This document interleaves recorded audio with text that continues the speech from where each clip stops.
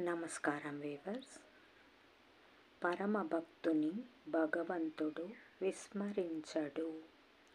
రాక్షసరాజైన హిరణ్యకశిపుని పుత్రుడు ప్రహ్లాదుడు. శ్రీహరి పరమభక్తుడు. తండ్రికి అది ఇష్టము లేదు. అందువలన తీవ్ర పరిణామాలుంటాయని ప్రహ్లాదుడిని భయపెట్టాడు. తండ్రి బెదిరింపులకు భయపడక శ్రీహరిపై తన భక్తిని విడనాడలేదు.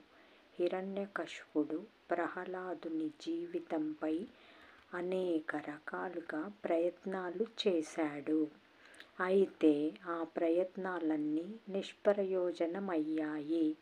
దానితో తీవ్రమైన ఆవేశంతో హిరణ్యకశిపుడు ప్రహ్లాదుని ఇలా ప్రశ్నించాడు. నీ శ్రీహరి పరమశక్తివంతుడంటున్నావు. నీవు స్తుతించే ఆ పరమాత్మ ఎక్కడ ఉన్నాడు? ఆయన సర్వాంతర్యామి అయితే ఈ స్తంభములో ఉన్నాడా? ఉన్నాడు. అయితే ఆయన్ని పిలువు. నీ గౌరవాన్ని కాపాడటానికి ఆయన వస్తాడేమో చూద్దాము. హిరణ్యకశిపుని సవాలు ప్రహ్లాదుడు భగవంతుని మానసికంగా ప్రార్థించాడు.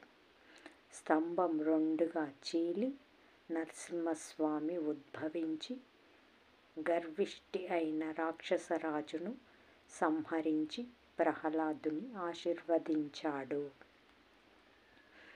భగవంతుడు తన భక్తుల శ్రేయస్సును నిరంతరం కాంక్షిస్తుంటాడు. తనను